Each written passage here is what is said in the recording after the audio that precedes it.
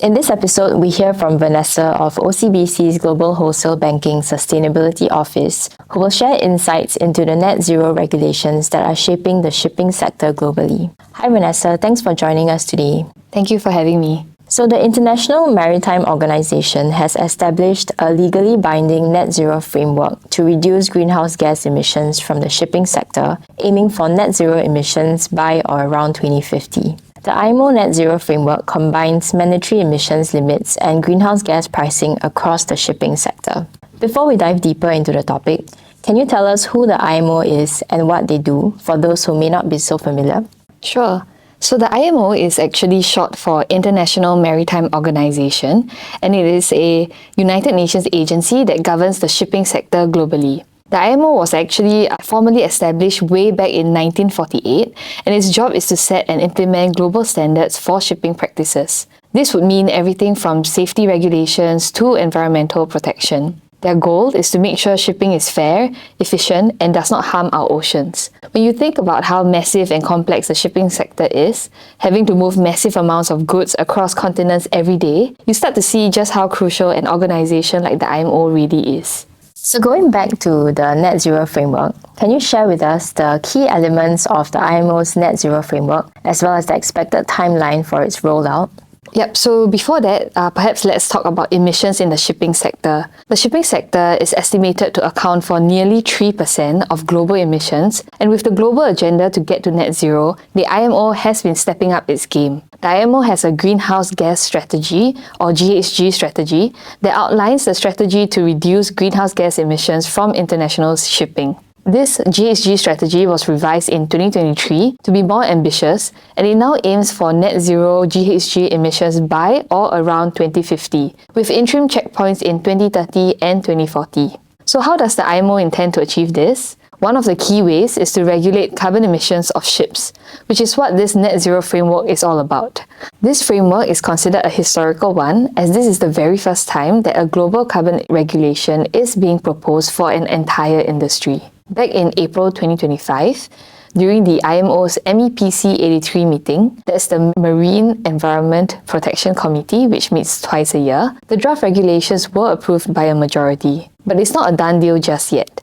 The framework still needs to be formally adopted at the next MEPC meeting in October. Now, not everyone's on board. For instance, the Trump administration issued a statement earlier this month rejecting the proposal. But despite these opposition, expectations are high that the framework will be formally adopted. Once that happens, the next big step is to iron out the details of how to implement it, and the guidelines are targeted to be approved next year. Given how complex this regulation is, there is a lot to figure out. The goal is to have the framework take effect starting in the year 2028. So let us talk about the proposed mechanics of the net zero framework. The core idea is to speed up the adoption of zero or near zero GHG fuels, technologies, and energy sources in shipping. So how does the IMO plan to do that? Well, under the framework, ships will be required to report something called their greenhouse gas fuel intensity, or GFI. This is measured on a well-to-wake basis, which basically means calculating the total emissions from the entire life cycle of the fuel, from extraction and production, all the way to when it's actually used on board the ship. The framework also proposes penalties and incentives based on the GFI performance. The IMO has proposed 2 GFI targets, the base target and the direct compliance target, which you can think of as a stretch target. If a ship fails to meet either target, it will be hit with a penalty of $380 per ton of CO2 emissions equivalent. If it meets the base target but not the stretch target, the penalty drops to $100 per ton. And these targets won't stay static. They'll actually get stricter every year. So the dirtier the fuel, the higher the cost over time. That's a strong push for ships to switch to cleaner alternatives as quickly as possible. But there's also a reward system built in. If a ship overperforms, meaning it emits less than required, it earns surplus units. These can then be used to offset future emissions of that ship or even be transferred to other ships. So it's not just about penalties, there's also some incentive to go above and beyond. So big changes are on the horizon for the shipping industry, and it's going to be really interesting to watch how this unfolds. I understand that the IMO Net Zero Fund will be established to collect pricing contributions from emissions. How much revenue is expected to be generated, and how will the collected funds be used? That is a great question. This measure is actually projected to generate somewhere between 10 to 14 billion US dollars every year, which is no small sum. So where will all this go? Currently, the proposal is for the funds to be collected and managed directly by the IMO themselves, and the money will be channeled into two key areas. The first would be to reward ships that are using zero or near zero GHG technologies, fuels, or energy sources. So if you're doing the right thing, you will receive monetary incentives. The second would be to promote a just and equitable transition, especially in developing countries. This includes funding innovation, research, infrastructure, and initiatives that help ensure no one is left behind in the shift to cleaner shipping. Of course, the final details, like how this net zero fund will actually be governed and implemented, are still being worked out. We are expecting more clarity during the IMO's MEPC 85 meeting, which is scheduled to be held next year. So while the framework is ambitious, it is also designed to be fair and forward-looking, with real financial support behind the transition. So to round out this topic, what do you think are the implications of the IMO net zero framework on the shipping sector's decarbonization journey?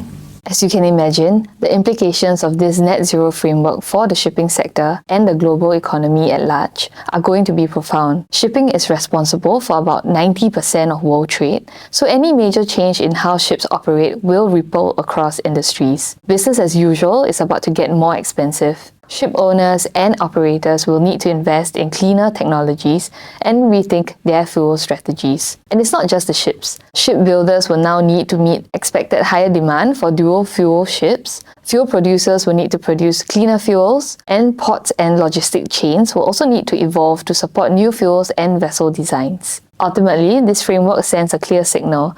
The era of fossil-fueled shipping is coming to an end. Once it is implemented, the industry must innovate, adapt, and collaborate to meet these ambitious but absolutely necessary targets. It will be a turning point for maritime transport, and the decisions made in the next few years will shape the future of global trade and climate action. Thank you, Vanessa, for your insights into the IMO's net zero framework to decarbonize the maritime industry. We spoke about the key elements of the net zero framework, the net zero fund, and how this represents a turning point for maritime transport as the industry charts a course towards a more sustainable future. Thanks again, Vanessa. Thank you.